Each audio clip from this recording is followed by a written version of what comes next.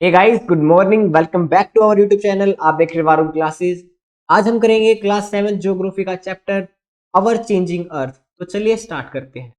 ये जो चैप्टर है ये बहुत इंपॉर्टेंट चैप्टर है। इससे हमारी ज्योग्राफी के बहुत सारे कंसेप्ट क्लियर होंगे। तो चलिए स्टार्ट करते हैं। तो आज का जो फर्स्ट टॉपिक है वो है लिथोस्फेरिक प्लेट्स। अब लिथोस्फेरिक प्लेट्स होती क्या है बेसिकली? तो लिथोस्फेरिक प्लेट्स जो है, the earth's crust consist of several large and small rigid irregularly shaped plates. हमारी अर्थ जो है के पास कुछ प्लेट्स हैं, कुछ छोटी प्लेट्स हैं, कुछ बड़ी प्लेट। अराउंड 7 जो है वो बड़ी प्लेट्स हैं और 20 से भी ज्यादा जो है हमारी छोटी प्लेट्स हैं। इनका जो शेप है वो इरेगुलर होता है, मतलब कि ना तो ये पर्टिकुलर सर्कल फॉर्म में होती हैं, ना तो ये रेक्टेंगल की फॉर्म में होती हैं, ना ये स्क्वायर की फॉर्म में होती हैं। इनकी इरेगुलर शेप होती है, मतलब कि कुछ इस टाइप की शेप होती है। ठीक है, तो जो प्लेट्स हैं उन पर कॉन्टिनेंट्स और ओशन जो फ्लोर हैं वो फ्लोट करते हैं। हमने क्रस्ट में पढ़ा था पिछली वीडियो में कि जो क्रस्ट है वो 2 टाइप के हैं, ओशियन क्रस्ट और जो कॉन्टिनेंटल क्रस्ट। ठीक है, तो कॉन्टिनेंट्स है हमारे एशिया, यूरोप, अफ्रीका, ये इन प्लेट्स पर फ्लोट करते हैं। तो ये देखिए जो प्लेट्स हैं ये जो आपस में टकरा रही हैं इन्हें हम बोलते हैं लिथोस्फेरिक प्लेट्स। जो नेक्स्ट है वो है endogenic forces and exogenic force. हमारी अर्थ जो है उसमें बेसिकली दो फोर्सेस काम करते हैं उसकी मूवमेंट के।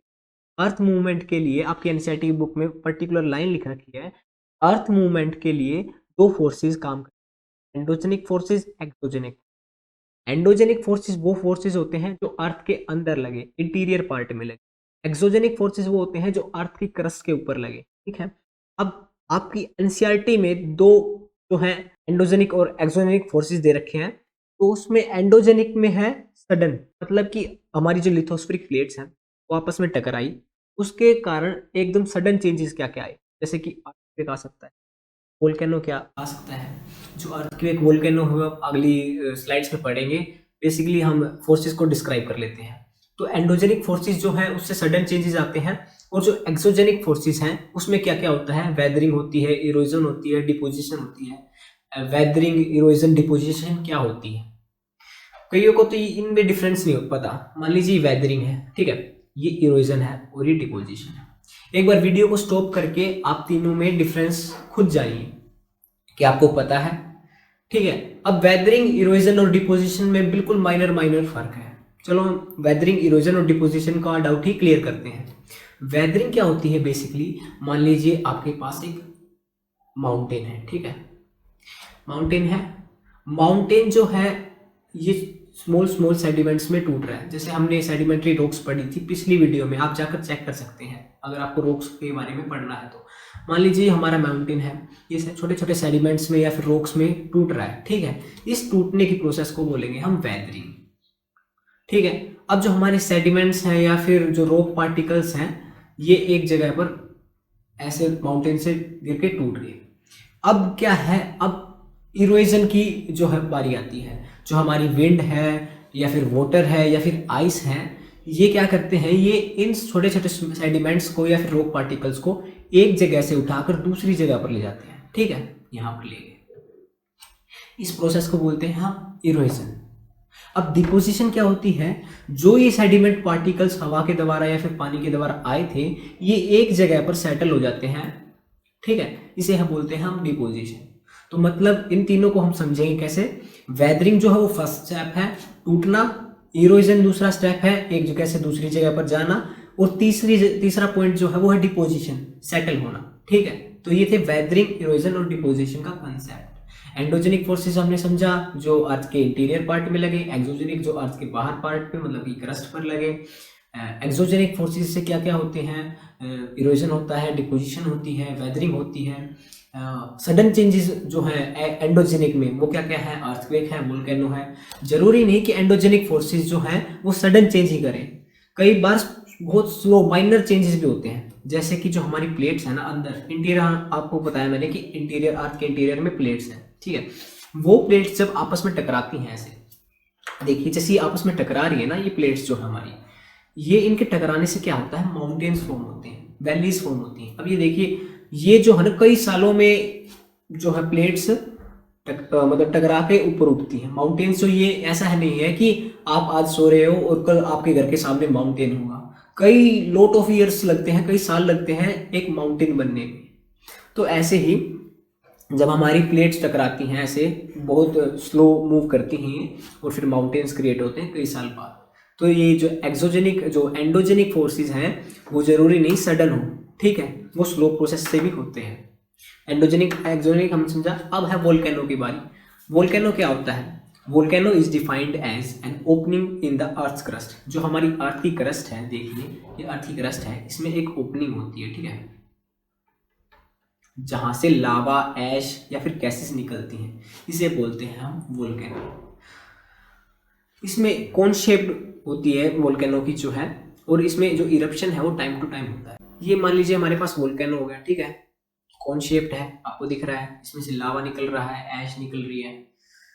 अब इसकी कुछ टर्म है कार्टर, जैसे कि कार्टर जो टर्म है वो बेसिकली ये है जहां से लावा निकल रहा है। पिछली वीडियो में हमने समझा था मैग्मा और लावा में डिफरेंस।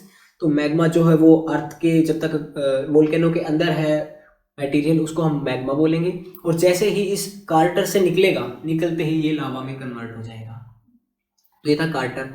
वेंट क्या होता है? वेंट मतलब कि जैसे कि यहाँ पर समझिए ये हमारा वोल्केनो है, ठीक है, तो इस पॉइंट को बोलेंगे जहां से लावा निकलेगा कार्टर, और जहां से ये लावा निकलकर ऐसे बहेगा इस पाथ को बोलेंगे हम वेंट, ठीक है। तो जो कार्टर है हमने वो समझा, हमने वेंट समझा, और वोल्केनो हमने इस पूरी एनिमेशन की वीडियो से समझ लिया। अब जो नेक्स्ट है वो है earthquake. Earthquake most important topic है, ये आपके कॉम्पिटिटिव एग्जाम्स में भी पूछता है, ठीक है। And earthquake is a sudden shaking and trembling of earth. Earthquake क्या होता है? बेसिकली अर्थ का शेक होना। जैसे कि आपने देखा होगा कि जो अर्थक्वेक आता है तो सब कुछ हिलने लग जाता है, ठीक है, उसे बोलते हैं हम अर्थक्वेक।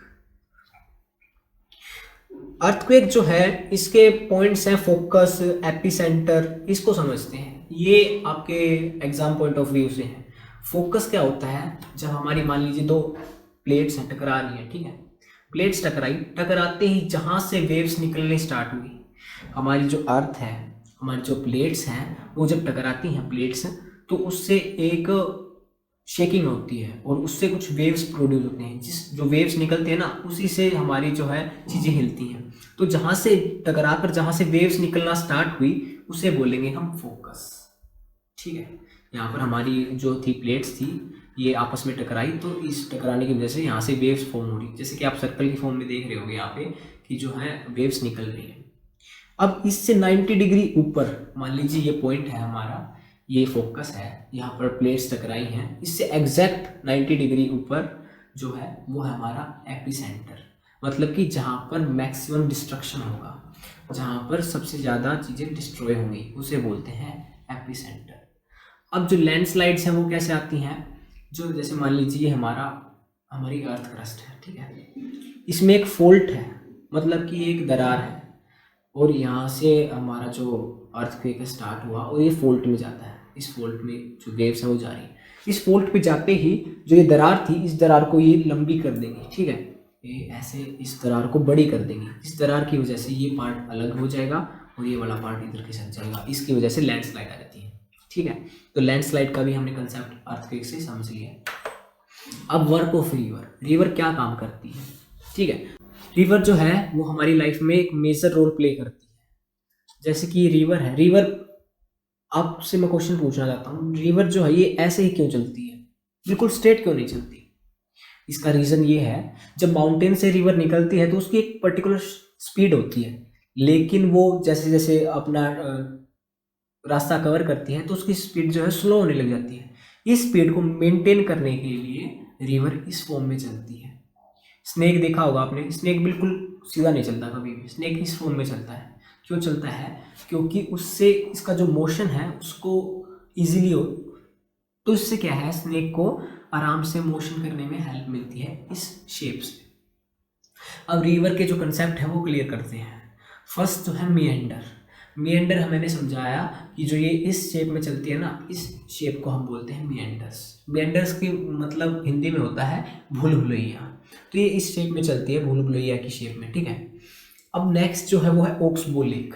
जब हमारी रिवर जो है वो इस शेप में चलती है और इस शेप में, जैसे आप एनिमेशन में देख रहे हो यहाँ पे, इस वाली एनिमेशन में ऐसे शेप में चल रही है, ठीक है, और पानी खत्म हो गया। पानी खत्म होते ही तो यहाँ पर ब्रेक लग जाता है, और इस ब्रेक लगने की वजह से यहाँ पर पर्टिकुलर एक लेक बन जाती है रिवर की, तो इसे बोलते हैं हम ओक्सबो लेक, ठीक है। फ्लड प्लेन्स क्या होते हैं, मान लीजिए हमारी रिवर है ये, इस उसमें रिवर चल रही है, फ्लड आ गई, फ्लड आने के कारण ये पर्टिकुलर एरिया इसमें भी पानी भर गया, लेकिन जब पानी कम हुआ तो वापस से पानी इस रेंज में आ गया, और यहाँ पर जो एलुवियल के सेडिमेंट्स हैं वो डिपोजिट हो गए, और यहाँ पर एक प्लेन बन गया, तो इसे बोलते हैं हम फ्लड प्लेन। तो ये थे रिवर्स के कंसेप्ट। नेक्स्ट जो है वो है वर्क ऑफ सी वेव्स। अब सी वेव्स क्या होती हैं, सी वेव्स जो है पानी की लहर होती हैं, उनसे क्या है कि हमारे जो रॉक्स है या फिर माउंटेन्स है उस पर क्या इफेक्ट पड़ता है। तो इसमें सी अर्चीज क्रिएट होते हैं, सी केव्स क्रिएट होती हैं, स्टैक्स बन जाते हैं, सी क्लिफ्स बन जाते हैं। इनको पर्टिकुलरली हम वन बाय वन समझते हैं। सी अर्चीज, ठीक है, मान लीजिए एक रॉक का पार्टिकल है, ठीक है, रॉक मान लीजिए एक बड़ी सी, इस पर पानी लगता रहता है, पानी लगता रहता है, पानी लगता रहता है, तो इसमें क्या है कि होल क्रिएट कर देती है आर पार, जैसे इसमें कर रखा है सी अर्च में। एक रोक थी, पानी निकलता रहा, आप ऐसे बहता रहा, इसके कारण इसमें एक छेद हो गया, इसे बोलते हैं हम सी अर्चिस। सी केव्स क्या होती हैं, जैसे इसमें छेद हो गया ना, वो जो रोक है वो बहुत बड़ी थी, गहरी थी, तो उसमें एक केव बना देता है पानी, उसे बोलते हैं सी केव्स। अब स्टैक्स क्या होते हैं, स्टैक्स जो है वो बेसिकली ऐसे फॉर्म में, इस फॉर्म में रॉक्स होती हैं, जो पानी है और एयर है वो लगती रहती है, और उसको एक पर्टिकुलरली ऐसे हॉरिजॉन्टल खड़ा कर देती है पत्थर को काट के, इसे बोलते हैं स्टैक्स। सी क्लिफ्स क्या होती हैं, जैसे कि प्लेट्यूज समझा था हमने प्लेट्यूज की वीडियो में, ऐसे मान लीजिए ये हमारा प्लेट्यू है, ठीक है, ठीक है, तो यहाँ पर जो हमारा पानी है ना, ये इसको काटता रहेगा और एक टेबल की फॉर्म में लैंड एरिया बना देगा, ठीक है, जैसे यहाँ पर बना रखा है।